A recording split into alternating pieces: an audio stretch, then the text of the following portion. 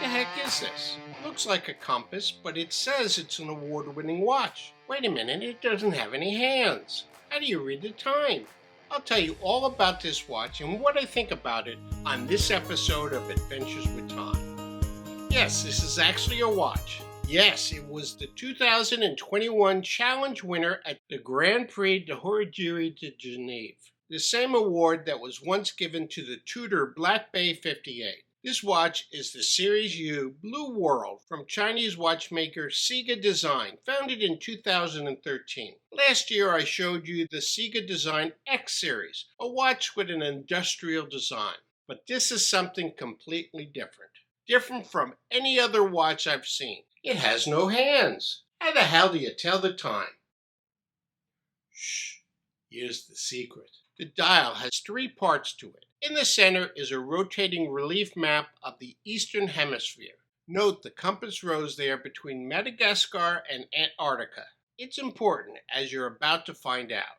The center map makes one complete rotation every 12 hours, with the outer point of that compass rose acting like an hour hand for that outer scale. The outer scale is fixed, and it is a standard 12-hour scale with 5-minute short and 15-minute long tick marks. A more accurate reading of the minutes within an hour is provided by the inner 60-minute track. That outer point of the compass rose also points to this more detailed minute track, thus acting as a minute hand. The key to making this all work is having the inner track rotate. However, and here's the innovation of this watch, it has to rotate sufficiently to track the passing of minutes and compensate for the moving compass rose. Therefore, every hour, this inner minute track ring rotates not just 360 degrees like a normal minute hand, but an additional 30 degrees to keep up with the moving compass rose. I assume this is all designed into the gears of the second wheel to rotate appropriately.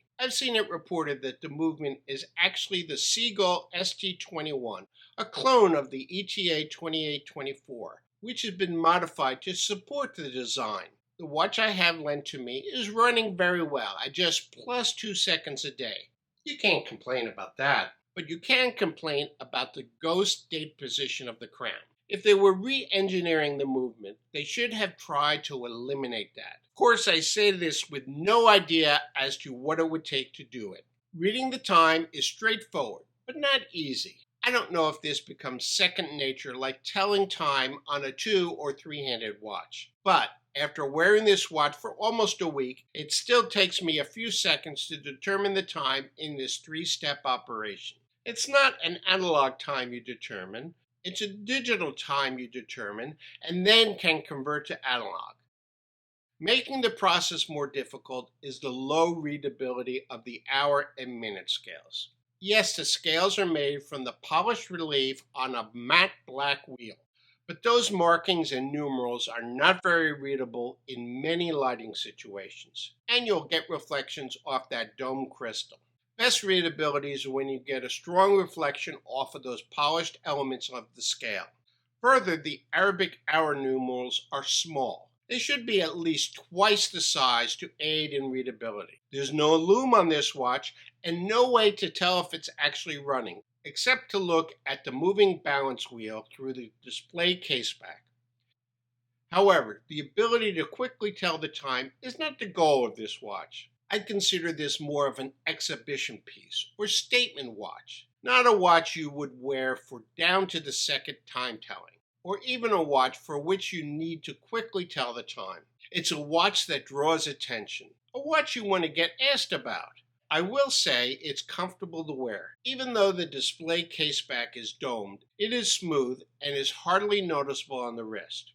And the fluorine rubber strap is smooth and flexible. The 46mm diameter case is round, so there aren't any lugs in the conventional sense. Instead of a lug-to-lug measurement, it is useful to know the distance between the spring bars, as that is where the straps will start to wrap around your wrist. They sit under the watch and are about 35mm apart. Hence this watch, despite its size, is wearable on even the smallest wrists. It does have a distinctive look on your wrist. More than it being circular with just the small crown sticking out, there are no angles on this watch. dome top and bottom crystals that perfectly meet the rounded brush sides of the stainless steel case. This watch is available in a titanium case, as well as a couple of other special editions. This stainless steel model retails for $999 US. By the way, if you're considering a purchase, I would appreciate you using my affiliate links in the description. It helps the channel and my ability to bring you more watch reviews like this. In addition to the engineering to make this watch design work, the finishing is also nicely executed. The detail of the relief map is very prominent, showing clearly the Himalayas and other mountain ranges. Certainly an interesting timepiece. Is this going to turn the watch world upside down? No, it's not. But it does demonstrate some of the cool engineering of watches that can be implemented. If you're looking for a more conservative watch, here is my comparison of every Hamilton Field watch. You're sure to find something to your liking. Thanks for watching, and I'll see you in my next video.